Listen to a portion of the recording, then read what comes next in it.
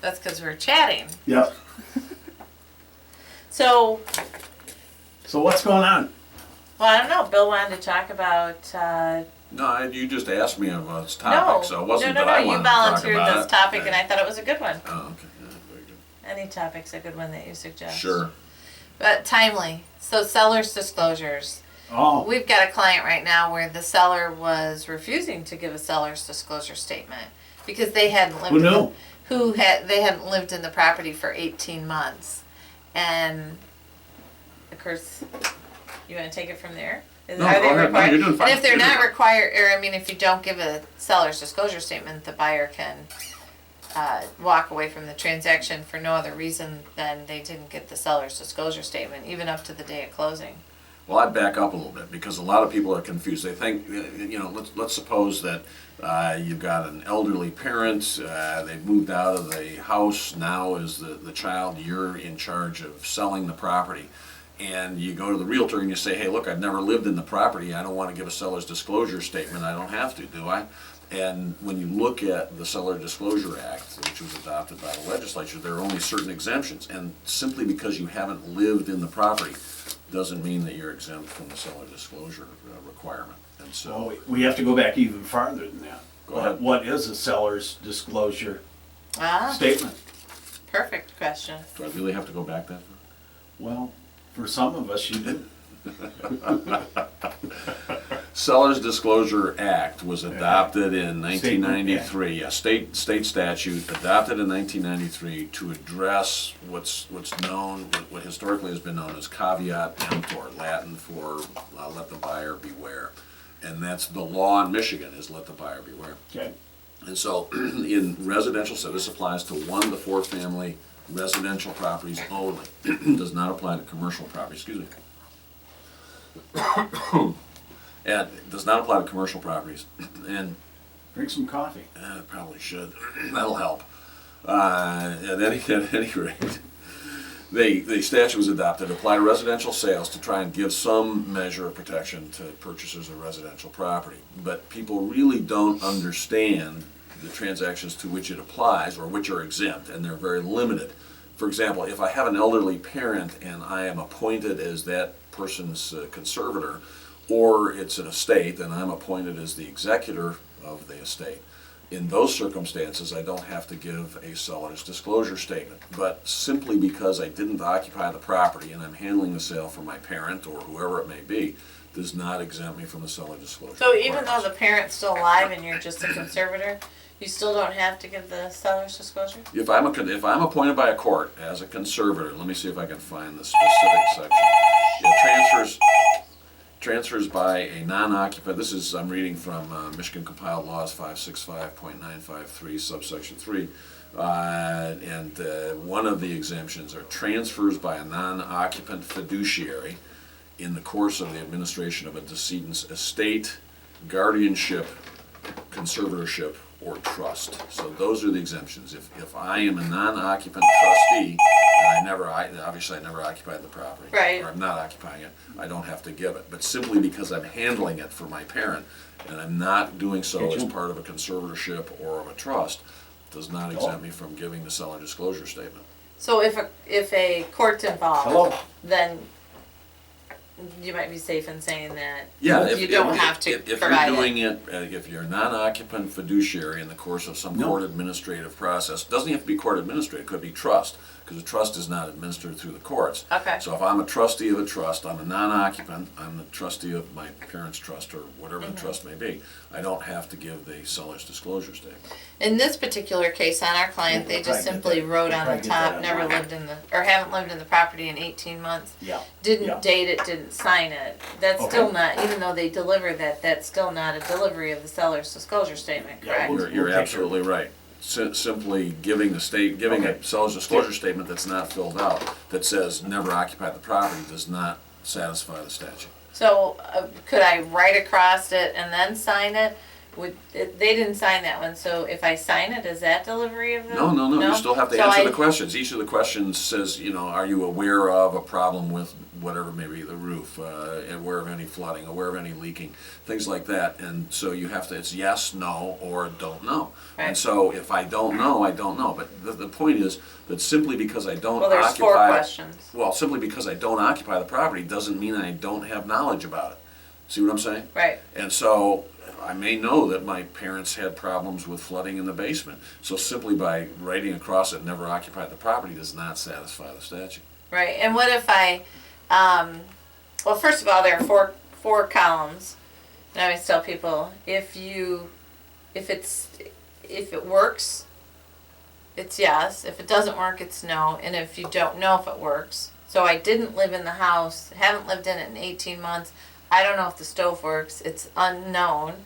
And if the stove is staying and you're going to take it, or it doesn't exist, it's not applicable. Not applicable, right. Yeah, you got 4 columns. Because even some realtors don't know the difference in the unknown and the not applicable. Yeah, right. If it's not going with a sale, it's not applicable, so you don't have to answer yes, no, or unknown. I don't care. What happens if it ends up staying?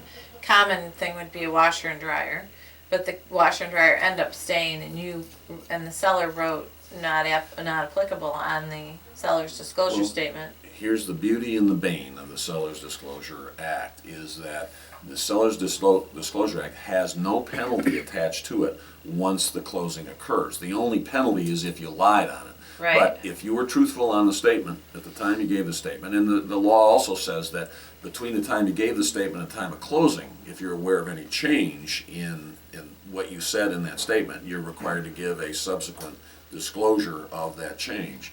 But assuming you're truthful in the disclosure, you get the closing, the deal closes, and then after the fact, it turns out, well, that's a bad example because you don't give the disclosure. Okay, let's suppose that you're supposed to give one, you don't give the seller's disclosure statement. Mm-hmm.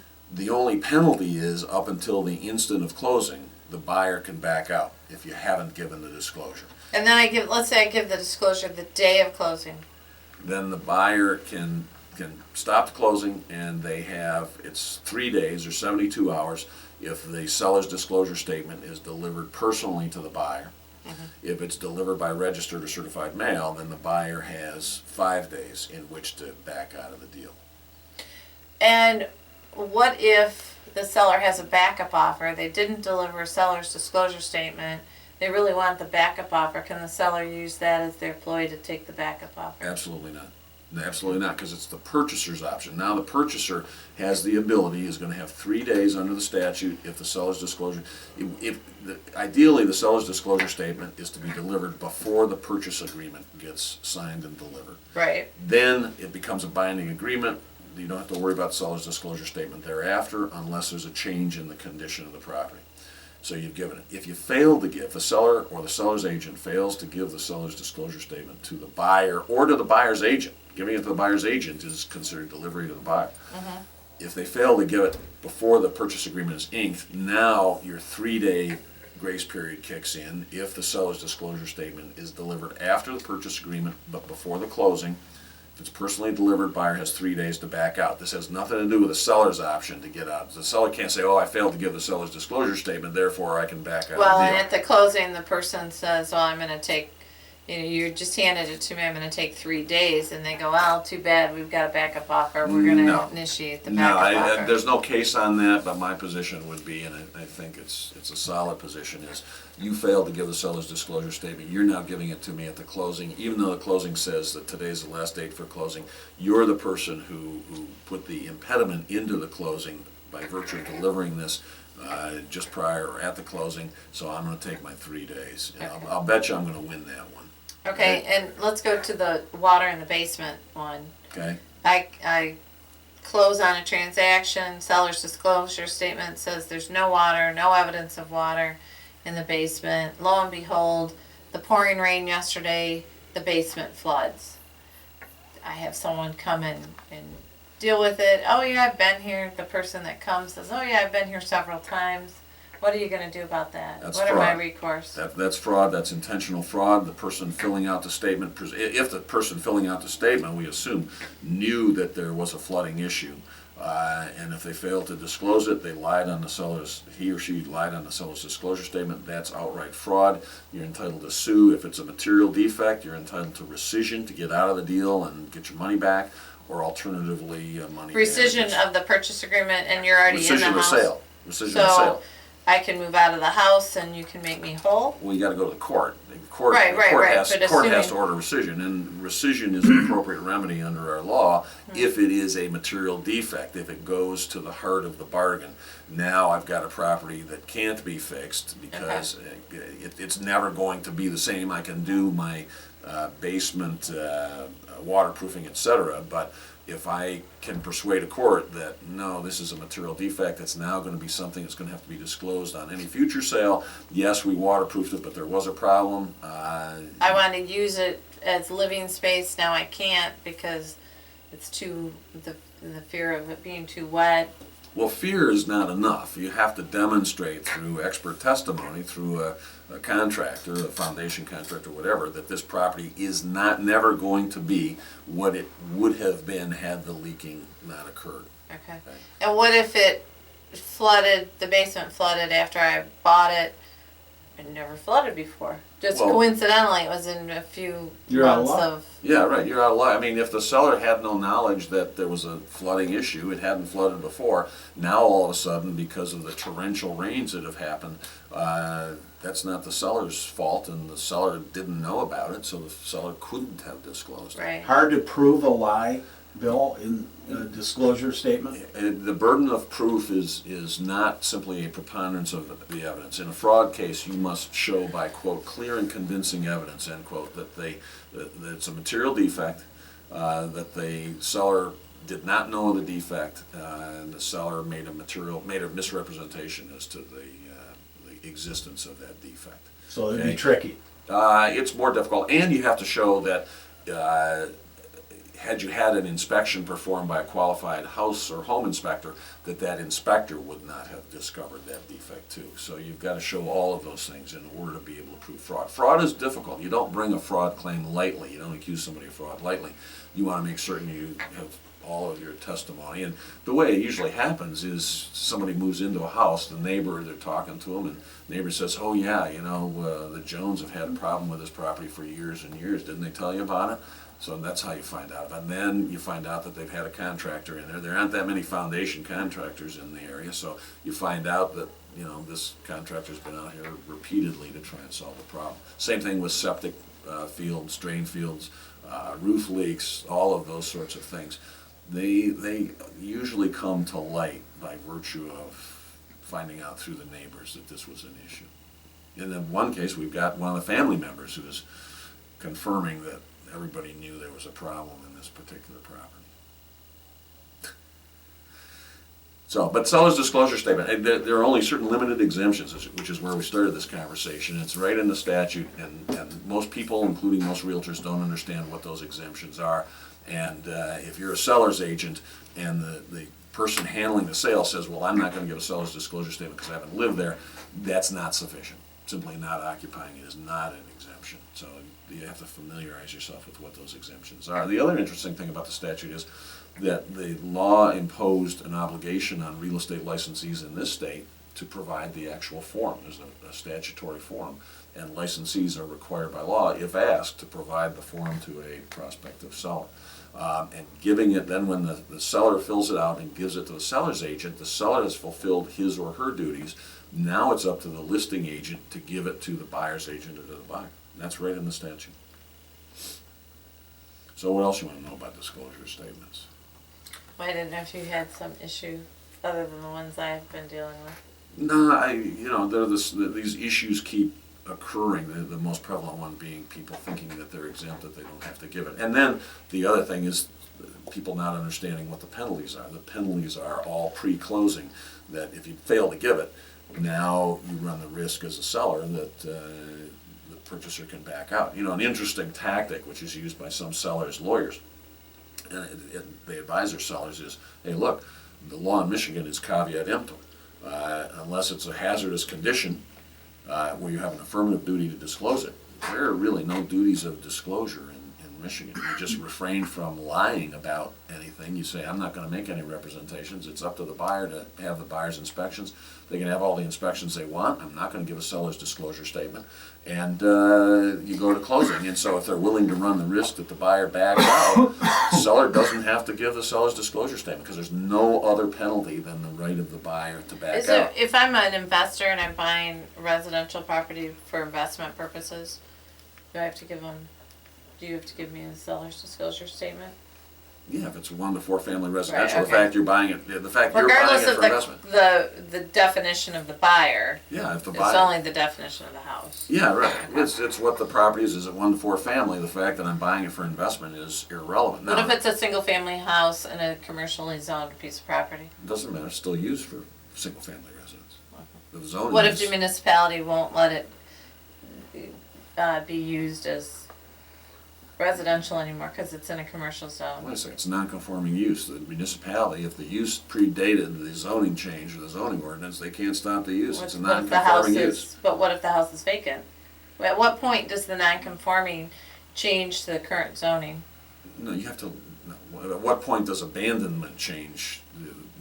At what point does abandonment eliminate the ability to claim a legal non-conforming use? Now you're getting into a whole different issue for which we don't have time to discuss it, because there's one other thing I want to mention, and that is sellers sometimes advise their sellers' lawyers sometimes advise their sellers not to give a seller's disclosure statement for the reasons I just mentioned. However, a buyer's lawyer will never, ever let a buyer close a deal without a seller's disclosure statement. If I represent a buyer and I am being told by the seller or the seller's agent or the seller's lawyer, we're not going to provide a seller's disclosure statement, I'll have my client walk from that deal. There's just no way. I want to know what the seller knows about that property, no matter what, okay? That's the key. Okay. Very- Well, you could wait until the final day and have the seller or the buyer walk. You're more likely to get that seller's disclosure statement. You could do the reverse of my negotiating tactic. Yeah, but usually they're not going to give it because there's some defect in the property. So now if they give it on the day of the closing, the buyer's going to look at it and say, I'm not going to close because of the defect. Yeah. So the strategy isn't really a very good Either strategy. that or they may not disclose it. My point here is that if you're a dumb buyer or a dumb buyer's attorney and you allow that to happen, shame on you. But some sellers and sellers' lawyers will try to use that tactic. Don't let them get away with it, is what Okay. I'm telling you. Right. Okay? Because, you know, if a seller knows something about the property, tell me about it. Just be honest. What That's about all I'm lead-based asking for. paint disclosure? That's a whole different statute. That's a federal law. That's the lead-based paint disclosure, different disclosure statement, okay? Do you have any real estate? I do. We've got some listings coming up, so all ears on that. But Virginia Court, God, it was hot yesterday. Wouldn't it have been nice to be right a couple of steps away from Clark Lake and jump in the water? 2654 Virginia Court, It was 140. raining yesterday. It was hot. Believe Was it? me, it was hot. Okay. There was sun out in between that rain. So 2654 Virginia Court, 149.9. It is only a 1-bedroom, but it is adorable. Updated kitchen, updated everything. But it's over 800 square feet. And then 6190 to 6200 Spring Arbor Road is 30 acres. We're at 249. Sellers motivated, and there are some outbuildings on that.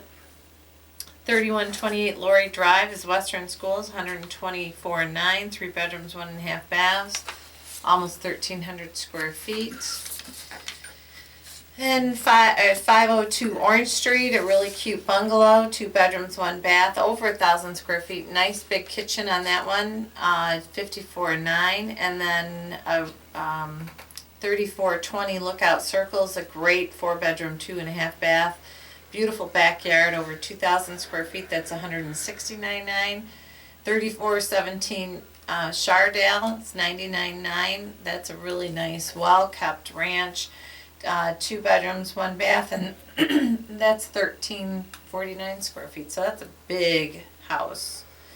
Give us a call. For more information, call. 780-3830. Wait, 780-3800.